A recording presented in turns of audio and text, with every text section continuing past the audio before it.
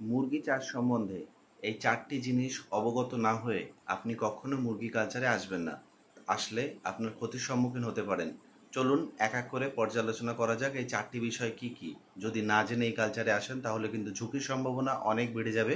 তাই আশা করছি সম্পূর্ণ ভিডিওটা স্কিপ না করে সম্পূর্ণ ভিডিওটা দেখবেন। এই 4টি বিষয় সম্বন্ধে আপনারা অবগত করুন।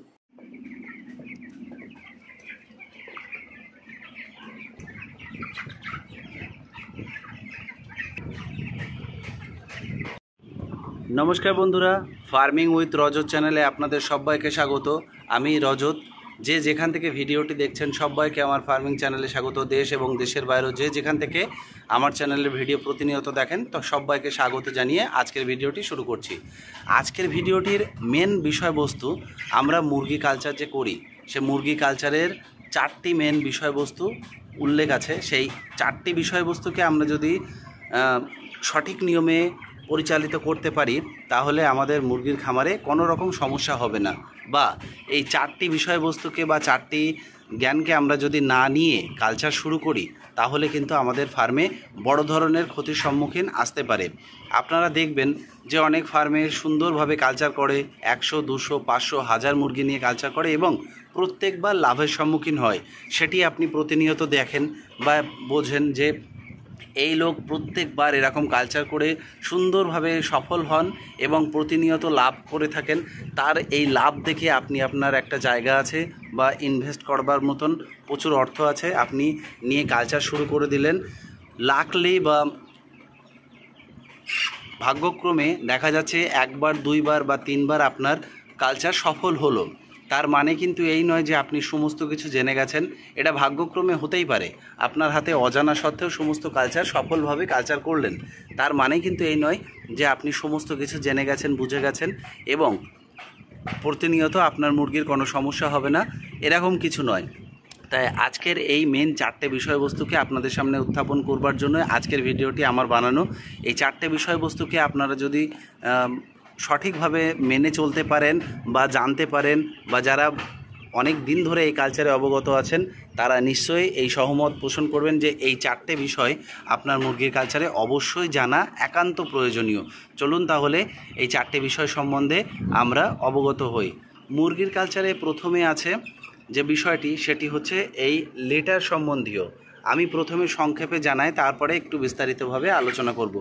আমরা মুরগি চাষের প্রথম পর্যায় হচ্ছে লিটার সম্বন্ধীয় আমাদের সমস্ত জ্ঞান থাকতে হবে।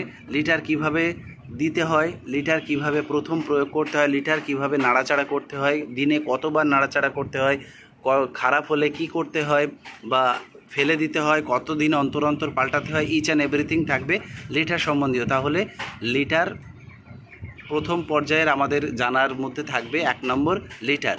দ্বিতীয় হচ্ছে পর্দার ব্যবস্থাপনা। আপনারা খেয়াল করবেন যে আমি কিভাবে পর্দার ব্যবস্থাপনা করেছি।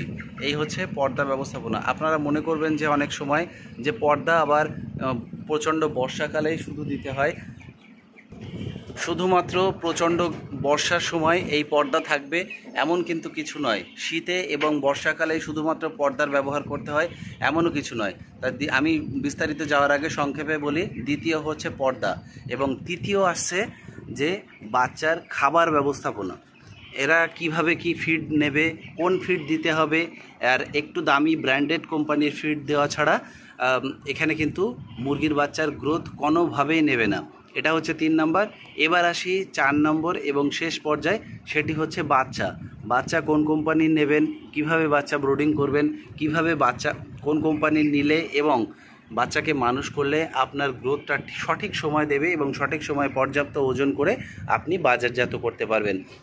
এবার একে একে বিস্তারিতভাবে আলোচনায় আসা যাক। সঙ্গে থাকবেন, পুরো ভিডিওটা ওয়াচ করবেন। এই 4টে বিষয়ে সংক্ষিপ্তভাবে আপনাদের সামনে উপস্থাপন করছি। তাহলে প্রথম পর্যায়ের আমাদের আজকের 4টি পর্যায়ের আলোচনার মধ্যে প্রথম ছিল লিটার। তাহলে চলুন লিটার সম্বন্ধে জেনে নেওয়া যাক। লিটার প্রথমে যখন লিটার আমরা ব্যবহার করি কাঠের গুঁড়ো। এটা কাঠের গুঁড়ো মিল থেকে যখন নিয়ে আসবেন তখন দেখবেন নতুন কাঠ চেরাই করা। সেই কাঠ চেরাই করার মধ্যে কিন্তু কিছুটা জল ভাব থাকে। সেই জল ভাবটাকে আপনারা রোদে ফেলে শুকিয়ে নিতে পারেন বা ডাইরেক্ট, যেহেতু ফার্মে যেখানে কালচার করবেন সেখানে নাড়াচাড়া করে 2-4 দিন যদি একটু কোনো ফ্যান ট্যান থাকে ওপরে, সেই ফ্যানের নিচে নাড়াচাড়া করেন বা উল্টে পাল্টে দেন, তাহলে সেই রসটা পর্যায়ক্রমে শুকিয়ে যাবে। এবার আসা যাক আমরা প্রতিনিয়ত কিভাবে লিটারটাকে নাড়াচাড়া করব বা ওলট পালট করব। এটা যদি প্রতিদিন সম্ভব হয় এরকম ধরনের একটা আংশুটি নেবেন এবং প্রত্যেক দিন আমি প্রতি ভিডিওয়ে আপনাদের দেখে থাকি এইভাবে লিটারটাকে নাড়াচাড়া করবেন। পারলে দিনে সম্ভব হলে একবার প্রতিদিন যদি করেন তাহলে তো আপনার ফার্ম, আপনার হাতের তৈরি জিনিস কখনোই নষ্ট হবে না। যদি সম্ভব না হয় বা কাজের চাপে আপনি নাই করতে পারেন তাহলে কিন্তু একদিন বাদে একদিন এটাকে আপনার করতেই হবে। এইভাবে করবেন তাহলে লিটারটা যত পরিষ্কার রাখবেন এখান থেকে অ্যামোনিয়া গ্যাস রিলিজ হয়ে যাবে এবং কখনোই আপনার ফার্মে কোনো গ্যাস তৈরি হবে না এবং এটা সম্পূর্ণ ঝুরঝুরে থাকবে। এই লিটার ঝুরঝুরে থাকার অনেক সুবিধা আছে, যেরকম এই লিটার যদি আপনি ঝুরঝুরে রাখতে পারেন তাহলে কিন্তু মুরগির ঠান্ডা লাগা কোনো সমস্যা আসবে না। দেখতে পাচ্ছেন আমার মুরগির লিটার কেমন শুকনো এবং ঝরঝরে, এরম ঝরঝরে দেখতে পাচ্ছেন উড়ে উড়ে যাচ্ছে। এই ঝরঝরে যদি রাখতে পারেন তাহলে কিন্তু আপনার ফার্মে কখনোই ঠান্ডা লাগার ব্যাপারটা আসবে না। এবং এই লিটার যদি কখনো জমাট বেঁধে যায় বা মুরগির বর্জ্য পটি ইত্যাদির সাহায্যে যদি কখনো জমাট বেঁধে যায়, সেগুলো একটা কাঠি বা এরকম ধরনের নিড়ানির সাহায্যে একটু ওলট পালট করে সেই দলাগুলোকে আপনি নিয়ে বাইরে ফেলে দিতে পারেন। আর যদি তাতেও না হয় এই দলা দলা বাঁধাগুলো, তখন আপনি সেটাকে একটা জায়গায় নিয়ে গিয়ে রোদ্দুরে দিয়ে সেটা আবার ইউজ করতে পারেন, সেটা না করাই বেটার। যাই হোক, এটা গেল লিটার। সেকেন্ড আসুক পর্দার ব্যবস্থাপনা। এই হচ্ছে আমার ফার্ম, দেখতে পাচ্ছেন এই ফার্মের 3 থেকে 4.5 ফুট ওপরে আমার পর্দাটা দেওয়া, আর পর্দাটার ওপরে কিন্তু 1.5 ফুট মতন ফাঁকা আছে, 1.5 ফুট বা 1 হাত মতন ফাঁকা আছে। এই ফাঁকাটা রাখার উদ্দেশ্য, আমি যখন আমার যখন প্রচণ্ড বৃষ্টি হবে সেই বৃষ্টিতে আমি যখন পর্দাটা নামিয়ে দেব সম্পূর্ণটা এটা ঢেকে যাবে, কিন্তু এই যে পর্দাটা দেখছেন এই পর্দাটা এখান থেকে এই পর্যন্ত যে ফাঁকা জায়গাটা, এখানে এই ফাঁকা জায়গাটা কিন্তু রাখতে হয়। এই ফাঁকা জায়গাটা রাখলে কি হয়, যখন অ্যামোনিয়া গ্যাস এই লিটারে তৈরি হবে, সেই অ্যামোনিয়া গ্যাস রাত্রের বেলায় যখন উপরের দিকে ওঠে, সে ওপরে যখন ফাঁকা থাকে বাইরের পরিবেশের ঠান্ডা হাওয়া এর ভিতরে ঢুকবে এবং এখান থেকে অ্যামোনিয়া গ্যাসটা বাইরে রিলিজ হয়ে যাবে। তাহলে বুঝতেই পারলেন এই পর্দার উপরে 1 হাত বা 1.5 ফুট যে ফাঁকা রাখার জায়গাটা, এটা কিন্তু ফাঁকা রাখতেই হয়, কারণ রাতের বেলায় যখন এই অ্যামোনিয়া গ্যাসটা রিলিজ হবে সেটা কিন্তু ওপর দিয়ে বাইরে বেরিয়ে যাবে। আপনাদের বোঝার সুবিধার্থে দেখুন, এটা আমার কংক্রিটের দেওয়াল, এটা কিন্তু এখানে পর্দা লাগানো হয় না, কিন্তু তবুও দেখুন এখানে কিন্তু 2 ফুট ফাঁকা আছে। এই ফাঁকা দিয়ে বাইরের বাতাস ভিতরে ঢুকবে এবং এখান থেকে অ্যামোনিয়া গ্যাসটা বাইরে চলে যাবে। এই হচ্ছে দ্বিতীয় পর্যায়। 3 নাম্বার যেটা, এটা হচ্ছে খাবার ব্যবস্থাপনা। আপনারা যদি সঠিক খাবার বা ব্র্যান্ডেড কোম্পানির খাবার আপনারা ইউজ না করতে পারেন তাহলে কিন্তু আপনার মুরগির গ্রোথ কখনোই নেবে না। এটা হচ্ছে ব্র্যান্ডেড কোম্পানির খাবার, এটা অনেকে দামও জিজ্ঞাসা করেন। এটা আমার এখানে 2400 টাকা বর্তমানে 50 কিলোর বস্তা। এটা আমি সগুনার খাবার ব্যবহার করছি, অনেক সময় অশোকা, সগুনা এবং নিউট্রি চয়েস, এই 3টে খাবার আমি ব্যবহার করি অল্টারনেটিভ হিসেবে। আর খাবারটা যখন ব্যবহার করবেন, যে কোম্পানির ব্যবহার করুন, একটা লট মানে যখন 0 বাচ্চাটাকে নিয়ে আসবেন এবং হারভেস্ট পর্যন্ত একই কোম্পানির খাবার ব্যবহার করবেন। অনেক সময় পাওয়া যায় না, বিভিন্ন কারণে অন্যান্য খাবার ব্যবহার করতে হয়, সেই সময় কিন্তু বাচ্চার গ্রোথ কিছুটা ডিলে হয়ে যায়, কিছুটা স্লো হয়ে যায়, যে কারণে আপনারা একই রকমের ফিড ব্যবহার করবেন। ফিড কিভাবে চিনবেন, ফিডের কালারটা দেখলে বুঝতে পারছেন, যারা কালচার করেন বা নাই করেন, নতুন আসবেন ভাবছেন, এই কালারটা দেখে বুঝতে পারছেন যে কতটা মানে পরিপুষ্ট খাবার। আর যদি নাই বুঝতে পারেন, আমি এরকম টিপস আপনাদের সামনে আর কোনো চ্যানেলের মাধ্যমে পেয়ে থাকেন কিনা জানি না, অবশ্যই কমেন্ট সেকশানে জানাবেন। এরম ধরনের টিপস সঠিকভাবে কেউ আপনাদেরকে দেবে না। এই খাবারটা 1 মুঠো নিয়ে আপনার নাকের সামনে ধরবেন, দেখবেন একটা হালকা মিষ্টি গন্ধ আপনারা পাচ্ছেন, তার মানেই বুঝতে হবে যে এই খাবারে সঠিক গুণগত মানসম্পন্ন এই খাবারটা। এটা আছে 3য় পর্যায়ে যে খাবার ব্যবস্থাপনা। এবার আসা যাক 4র্থ পর্যায়ে।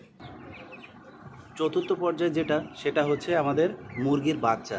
অনেকেই প্রশ্ন করেন যে কয়লার বাচ্চা কোন কোম্পানি নিলে সবথেকে উৎকৃষ্ট মানের বাচ্চা হবে এবং কোম্পানি ব্র্যান্ডেড যুক্ত যে সঠিক ওজন ওদের মান নির্ণয় করা আছে সেটা সঠিকভাবে পরিচালিত হবে। আমার মত যদি আপনারা নেন, কেক কোম্পানির বাচ্চা সর্বোৎকৃষ্ট, সেখানে সুপার গ্রোথের একটা কেক কোম্পানির একটা সুপার গ্রোথ আছে, কেক কোম্পানির একটা নর্মাল আছে। সুপার গ্রোথ নিতে পারেন, সুপার গ্রোথ ভালো রেজাল্ট দিচ্ছে বর্তমানে। আর নর্মালটাও নিতে পারেন, যারা প্রথম কালচার করছেন তারা নর্মালটা নিয়ে একবার শিখে নিতে পারেন। এই হচ্ছে কেক কোম্পানির বাচ্চা। কোম্পানির দাবি 60 থেকে 62 দিনে এদের ওয়েট 2 কেজি 200 গ্রাম আসবে, এবং সেটি সঠিকভাবেই আসে। 2-4টে 100 পিস বাচ্চার মধ্যে যেরকম আমরা মাছ কালচারে 5% মর্টালিটি ধরতে পারি, এখানে মর্টালিটি আপনার কাছে, আপনার ব্যবস্থাপনার কাছে মর্টালিটি খুব একটা আসে না। তবে 100 পিস বাচ্চার মধ্যে 10টার ওয়েট একটু কম আসতে পারে, তাই নিয়ে কিন্তু আপনার সমগ্র কালচার বিচার করলে চলবে না। কারণ ওই 10 পিস দেখা যাচ্ছে বিভিন্ন হ্যাচিংয়ের মাধ্যমে হোক, বিভিন্ন রোগগ্রস্তের মাধ্যমে হোক, বিভিন্ন অপুষ্টির মাধ্যমে হোক, বা ওদের গ্রোথ একটু কম আছে, সেটা নিয়ে আপনার ভাবার কোনো কারণ নেই। বাকি যে 90% সেটাকে নিয়েই আপনারা বিচার করবেন।